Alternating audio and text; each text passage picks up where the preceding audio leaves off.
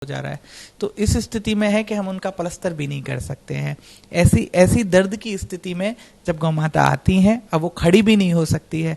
आज उसको जब सेवा कर रहा था दोपहर में मैं, तो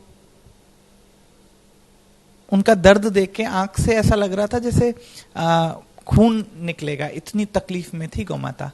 तो ऐसी स्थिति में जब हमारा गौवंश है तो मुझे नहीं लगता है कि किसी सनातनी को पानी भी अच्छा लगना चाहिए। आपको मैं इतनी सहजता से ये बातें इसीलिए बताता हूं कि मुझे कोई घुमा फिरा के चीजें कहना नहीं आता है, लेकिन गौ माताओं की स्थिति बहुत अच्छी नहीं है।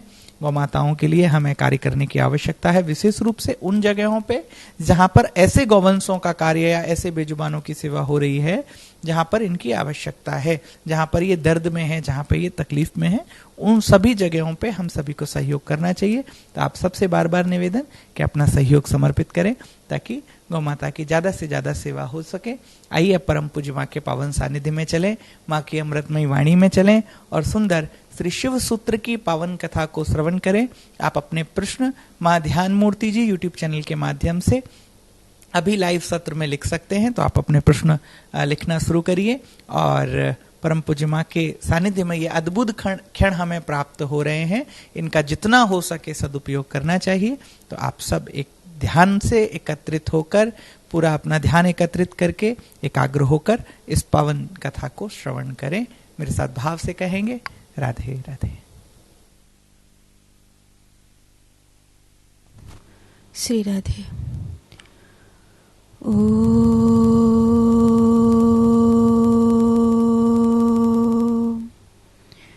श्री गणेशाय नमः।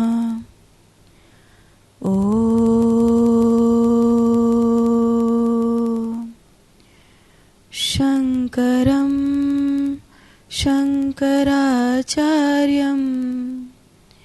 केशवं बादरायणं सूत्रभाष्य कृतौ वन्दे भगवन्तौ पुनः पुनः।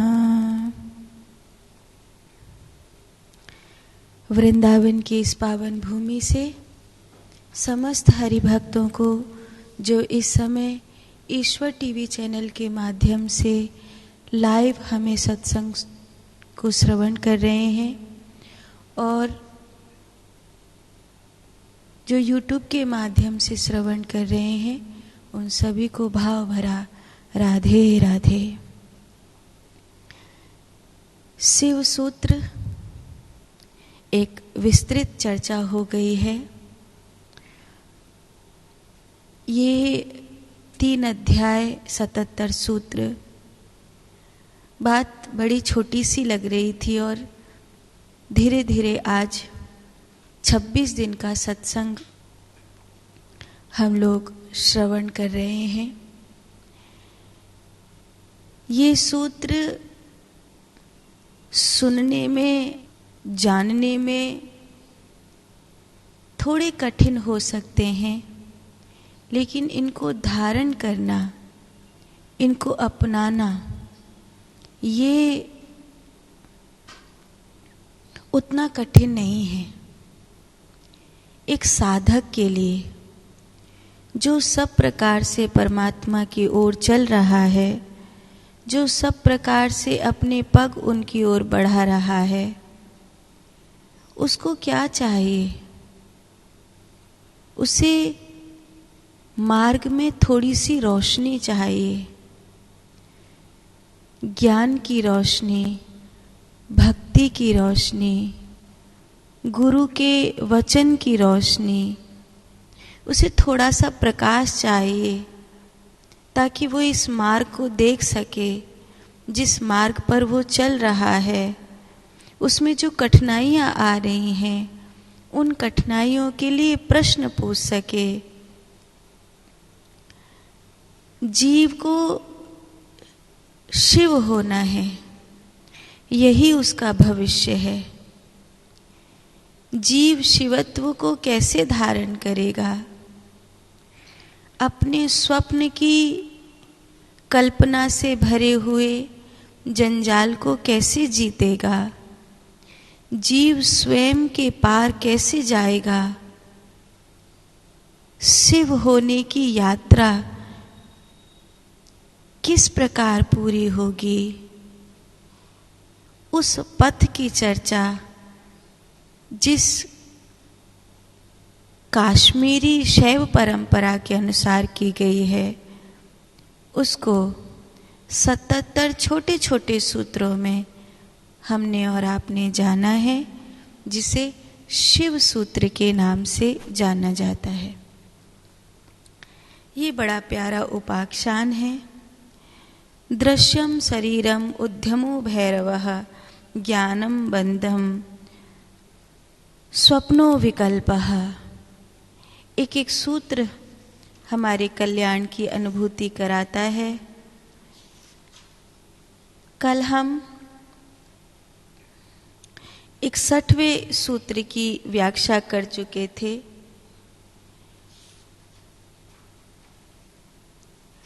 कथा जपः दानम आत्मज्ञानम।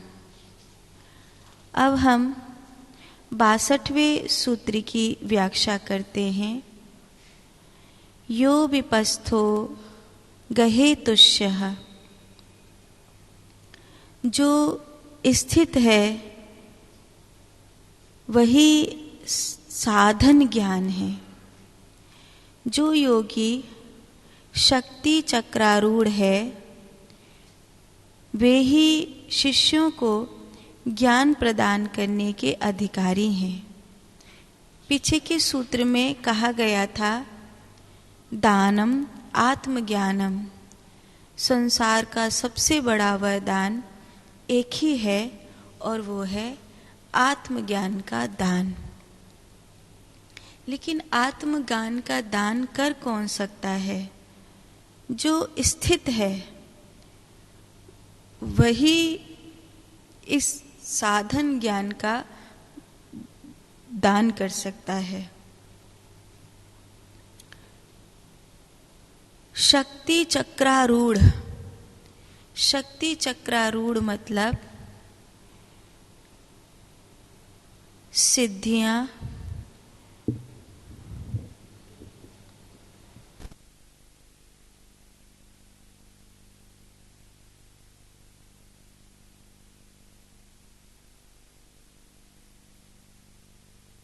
साधु सिद्धियां जब अपने चक्र को पूरा करती हैं उस समय मूलबंध, उड़ियान बंध और जालंधर बंध को लगाते हुए योगी अपनी कुंडलिनी को ब्रह्मरंध्र में स्थापित कर देता है। खेचरी मुद्रा में यह संपन्न होता है और इसकी स्थिति तुर्यातीत होती है। इसको बोलते हैं शक्ति चक्रारूढ़। जो योगी शक्ति चक्रारूढ़ हैं वे ही शिष्यों को ज्ञान प्रदान करने के अधिकारी हैं। ऐसा नहीं है कि मैंने अभी जाना नहीं और मैंने जनवाना शुरू कर दिया। जब तक मैंने नहीं जाना तब तक मैं कैसे दूसरे को उसके व्याख्यान को प्रस्तुत कर सकती हूँ। जो मैं नहीं खाती हूँ वो मैं आपको खाने के लिए कैसे कह सकती हूँ। जो मैं नहीं करती हूँ वो मैं आपको करने के लिए कैसे कह सकती हूँ। जो मेरा जीवन नहीं है उसे मैं आपका जीवन बनाने के लिए कैसे कह सकती हूँ। तो अधिकारी कौन है? जिसने अपनी शक्ति चक्र को पूरा कर लिया है। जिसने मातृका अर्थात नाद ब्रह्म को बाह्य ओर से मंत्र जप के द्वारा और आंतरिक ओर से अनहद के द्वारा एक कर लिया, वो अधिकारी है। बकवास तो कोई भी कर सकता है, अनलगल बातें कोई भी कर सकता है। बिन जाने बिन समझे अगर कोई कुछ बात कहते हैं तो गोस्वामी तुलसीदास जी ने रावण के प्रति इस भाव को रखते हुए कहा है कि जब मंदोदरी और सुलोचना रो रही थी और पूरा नगर रो रहा था कि देखो किस प्रकार ये रावण अपनी एक वृत्ति के लिए, अपनी एक अहंकार भरी दृष्टि के लिए एक स्त्री के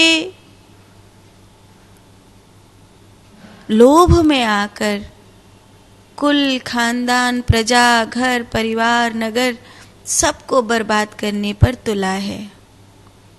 लेकिन तिनहि ज्ञान उपदेशा रावण, रावण ने उन सबको ज्ञान का उपदेश दिया। रावण ने कहा कि जीवन और मृत्यु इनमें कभी शोक नहीं करना चाहिए। मंदोदरी के हृदय से छीन निकला, उसका बेटा मरा पड़ा है और ये उसे ज्ञान दे रहा है।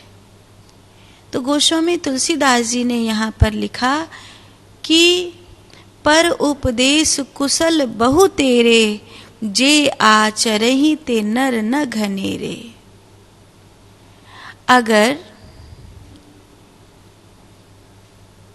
मृत्यु आदि हानि की किसी भी स्थिति में शोक करना ही नहीं चाहिए तो वो सीता जी को क्यों नहीं लौटा देता? अरे जिसकी स्त्री है उसको लौटा दे, क्यों अहंकार कर रहा है? लेकिन पर उपदेश कुशल बहु तेरे, जे आचरहि ते नर न गनेरे। दूसरों को उपदेश करने वाले इस संसार में ढेर हैं, लेकिन उसको अपने भीतर अपनाने वाले, उसको स्वयं के जीवन में धारण करने वाले लोग बहुत कम हैं। परमात्मा जितने हमारे पास है उतना ही हमसे दूर भी है। इसीलिए ऐसा लगता है कि मैं नहीं वो ही है, वो इतना पास है। जैसे सब कुछ दूर हो सकता है लेकिन एक तू ही है जो दूर नहीं हो सकता। एक अनंत प्रेम की गंगा निरंतर परमात्मा के प्रति भीतर बहती सी रहती है, लेकिन फिर दुनिया की इस धूल धमास में ऐसा लगता है कि शायद सबसे दूर तू ही है, तू ही है वो जो मेरी जिंदगी के क्यों का आखिरी छोर बन गया है। मैं कहाँ ढूंढूं तुम्हें? हमारे ब्रज में एक गीत गाया जाता था, तुम ढूंढो मुझे गोपाल में, खोई गैया तेरी। तुम ढूंढो मुझे गोपाल में, खोई गैया तेरी। तुम ढूंढो मुझे गोपाल तेरी, तुम ढूंढो मुझे गोपाल, मैं खोई गैया तेरी।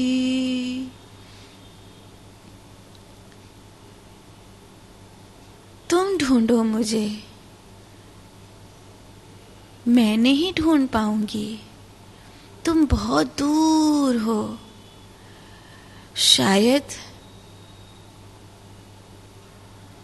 मेरे प्रेम की भनक आप तक पहुंचती नहीं है। अच्छा, कई बार ऐसा होता है कि परमात्मा हमें प्रेम करते हैं, मैं शिव स्वरूप के निकट हो रहा हूं, मुझे इसकी पहचान कैसे हो? जब कोई प्रभु का प्यारा हमें स्नेह देने लगे, जब कोई गुरु, सतगुरु, ब्रह्म ज्ञानी संत हमको निस्वार्थ प्रेम देने लगे, तो ये सुनिश्चित है कि मैं परमात्मा की ओर बढ़ रहा हूं, मुझे परमात्मा का प्रेम प्राप्त हो रहा है। इस संसार में प्रेम मिलता है, लेकिन स्वार्थ के बल मिलता है, बिना स्वार्थ के नहीं मिलता। जहां कुछ परिस्थिति विपरीत होगी, कोई ग्रह नक्षत्रों की टेढ़ी नजर हो गई, अब शनि की दृष्टि आन पड़ी है, अब राहु की महादशा आन पड़ी है, अब कोई ऐसी स्थिति बन गई है, या सपोज आपसे कोई गलती हो गई है, या फिर आप उतना नहीं कर पा रहे हैं जितना सामने वाले को आपसे अपेक्षा है, तो आपको प्रेम मिलना बंद हो जाएगा, आपको सम्मान मिलना बंद हो जाएगा।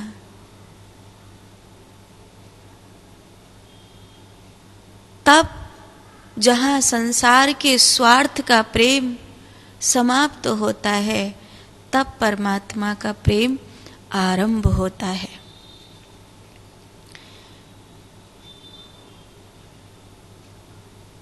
वो कौन है जो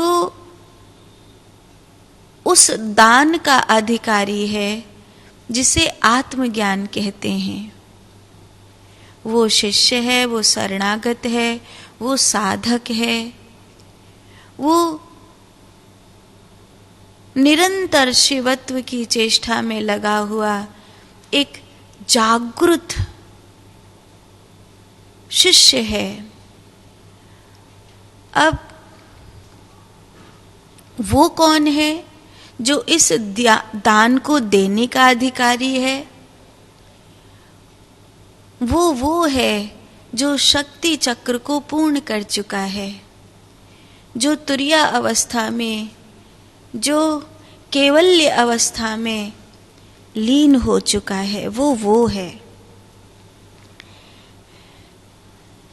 उसकी महेश्वर आदि शक्तियों और कवर्गादि अधिष्ठात्री देवियों के प्रभाव से ज्ञान की उत्पत्ति होती है, और ज्ञान शक्ति के अवशंभावी परिणाम से उसे शिव का बोध होने की सामर्थ्य उत्पन्न होती है।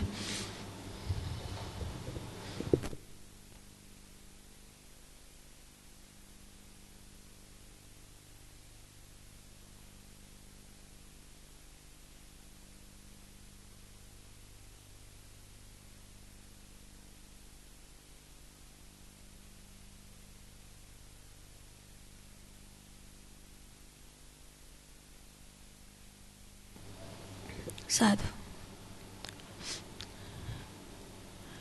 सूत्र के एक अन्य अर्थ के अनुसार अविभेद को कहते हैं। यहाँ पशु प्रमाताओं को यह नाम दिया गया है। उनका पालन करने वाले शक्ति चक्र को अविप कहा गया है। उनको वश में रखने वाला योगी अविपस्त कहलाता है। वही उनके ज्ञान रूपी प्रकाश का कारण भी है। यह उसकी सहज विद्या के उदय का एक फल है।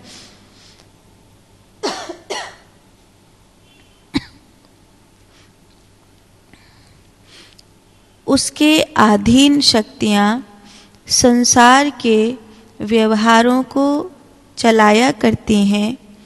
तभी ऐसे योगी को सारा विश्व अपनी शक्तियों के प्रश्रय के रूप में दिखाई देता है।